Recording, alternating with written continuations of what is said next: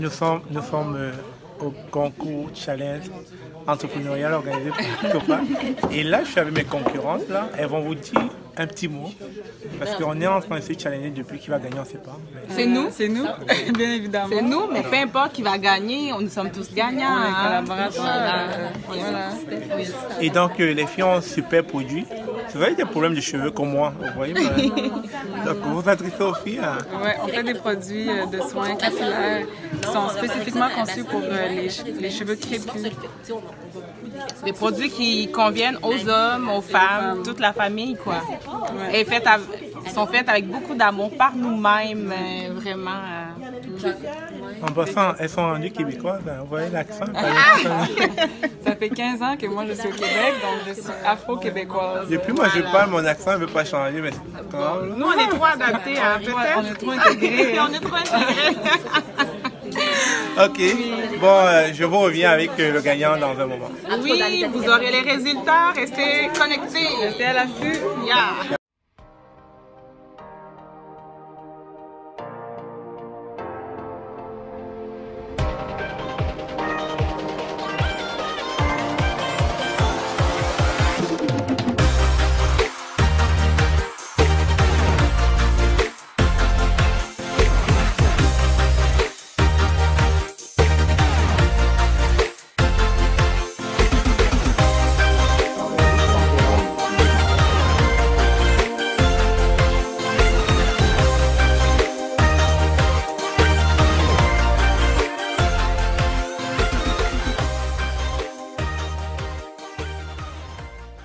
Oui, bonjour. Rapidement, là, je vais au concours de la bourse de l'entrepreneuriat organisé par la COPAC. Donc, nous sommes 3 finalistes. On verra qui va gagner, qui va l'emporter. Et c'est toujours un plaisir de participer au concours. C'est justement par ce moyen qu'on essaye d'aller chercher une certaine visibilité et de faire connaître les activités qu'on fait. Allez, à ciao!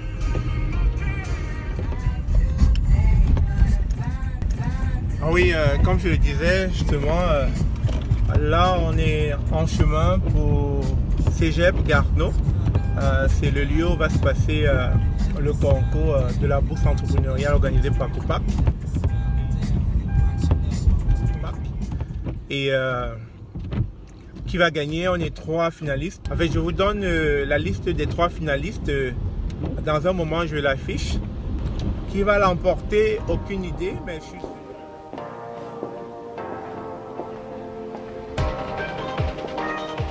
On est bel et bien au concours de la bourse entrepreneuriale organisée par COPAC. Comme vous pouvez voir, cette mouvance qui est autour de l'événement. Actuellement, nous sommes en pause café. Et donc, on va reprendre dans quelques minutes, dans pratiquement 13 heures.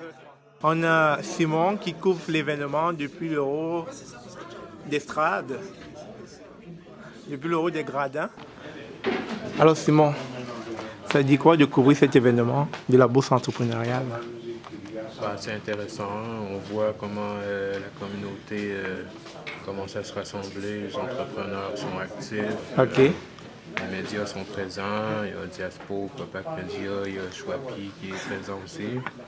Puis c'est ça, c'est vraiment intéressant. On va voir c'est qui le challenger qui sort du lot.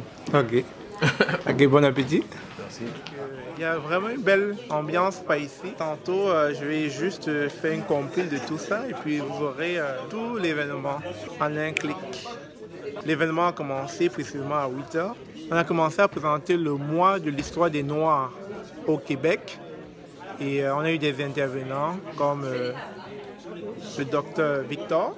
C'est vrai, on ne peut pas donner un conseil. Pourquoi? Parce que quand on donne un conseil à quelqu'un, c'est justement lui fixer le cadre.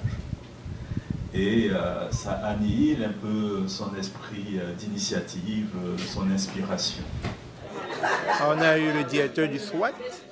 Quand je parle avec les grosses multinationales qui sont implantées ici, je vous dirais la force. On a eu Rosine, on a eu Franck Eboa, qui faisait partie du panel, et le présentateur incontesté et connu de la province de Québec, The One. The One, il est très sollicité lorsque on a besoin de lui dans ces grands événements. Il est toujours présent. par son professionnalisme et son dynamisme, il sait rendre une soirée incertaine en événement nucléaire, si je peux dire comme ça. Qu'est-ce que tu fais? Tu fais un live? Le vlog. Non, Hein? c'est pas le live. Ah, tu fais un vlog? Écoutez, on ne parle très bien d'une chose que lorsqu'on la connaît très bien. Alors, s'il parle si bien, on dit parfois tout ce qui se conçoit bien s'énonce clairement, les mots pour les dire viennent aisément. S'il dit si bien ce qu'il vient de dire à propos de moi, c'est parce que lui-même, il est au-dessus de cela. Donc, il est l'homme qui transforme les personnes à travers, bien sûr, les vidéos et à travers la valorisation. Donc, faites attention, suivez-le et vous êtes certain qu'on va vous connaître. Être Camerounais, c'est compliqué. Hein? Alors, qu'est-ce que ça fait d'être à cet événement? Oui, c'est beaucoup de plaisir, c'est un honneur même, je dirais. Ça fait chaud au cœur, nous sommes bien contents d'être là. On a hâte de savoir qui va être le gagnant, les deux gagnants de cet événement.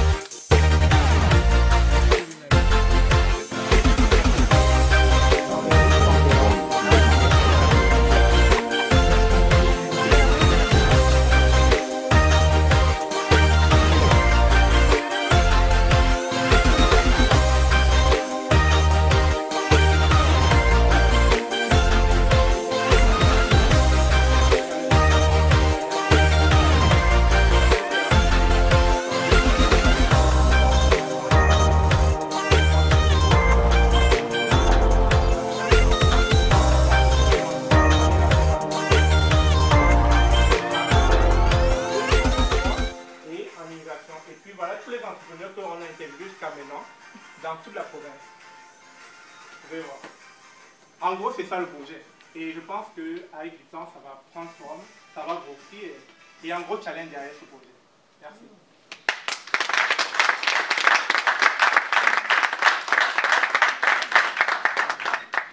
Ok.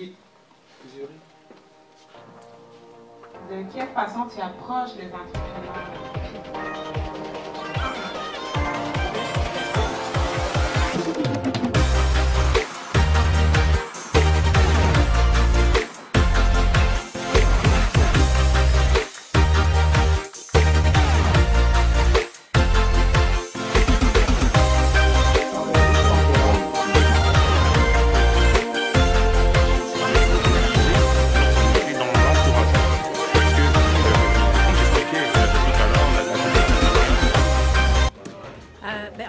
Ma passion, c'est le portrait. C'est sûr que je demeure une photographe narrative. Je fais de la photo narrative parce que je regarde.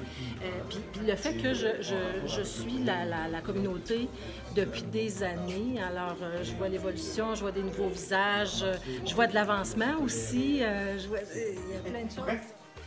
Et devenir l'entrepreneur que vous avez toujours rêvé d'être. C'est un livre que je vends sur Amazon simplement à $8. Et dans ce livre, je retrace un peu mon parcours entrepreneurial qui a commencé à 16 ans au Cameroun. Et comme je vous dis, je suis passionné par ça. Et en mettant ce livre, c'est pour booster, c'est pour permettre aux gens d'avoir ce... Et surtout, d'être un fonceur, un défonceur. Merci et bonne chance.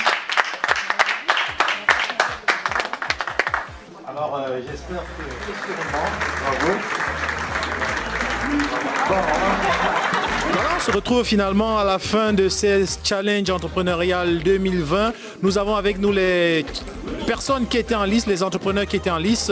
Et on a un gagnant, on a un deuxième gagnant. On n'a que des gagnants aujourd'hui par la diaspora qui remporte. J'aimerais juste rapidement comme ça donner la parole non seulement au challenger, mais aussi à l'invité d'honneur en la personne de Monsieur Gélina, qui est le directeur du SWAT. On va écouter d'abord Monsieur Stéphane Chouapi, et ensuite on va écouter Hope et Charlène, et ensuite on va écouter Monsieur Gélina. Voilà. Déjà, je suis très heureux d'avoir eu à participer à cet événement. Bien que je sois le deuxième finaliste, je dirais pas perdant, mais deuxième finaliste, parce que les gagnantes sont ces demoiselles. Ce fut émouvant, ce fut émotionnel. Et j'en ai appris des jurys qui ont fait des remarques constructives pour les prochaines fois. Mais déjà, je suis très heureux de savoir que de plus en plus, la gente féminine entreprend. Et ça, on peut le constater au fil des dernières années. Les femmes évoluent de manière drastique. Et à un moment donné, je pense que si on ne travaille pas fort, elles vont gouverner la société. Merci Stéphane. Oui. Nous, on aimerait remercier nos contributeurs, les gens qui sont mobilisés pour nous propulser. C'est grâce à vous qu'on a gagné. Merci, merci. Cette victoire nous appartient à tous et à toutes. Donc, vraiment, la communauté naturaliste, vraiment. J'aimerais faire un shout-out au Sisterhood de Québec qui nous a propulsés et qui a contribué pour nous. Merci beaucoup. Monsieur Gélina. Moi, ce que je retiens, il n'y a pas de perdants. Il n'y a que des gagnants. Tantôt, voyez-vous, il y a des rangs. Les rangs ont peu d'importance. L'important, c'est qu'on sorte gagnant de l'expérience et vous l'avez sorti gagnant. C'est là qu'on voit le développement au niveau de la communauté, comment elle est importante. Chapeau et bravo pour tout ce que vous réalisez. Je suis fier de vous. Merci, merci. Alors voilà, on se dit à l'année prochaine avec d'autres candidats et candidats. Merci. Bye bye.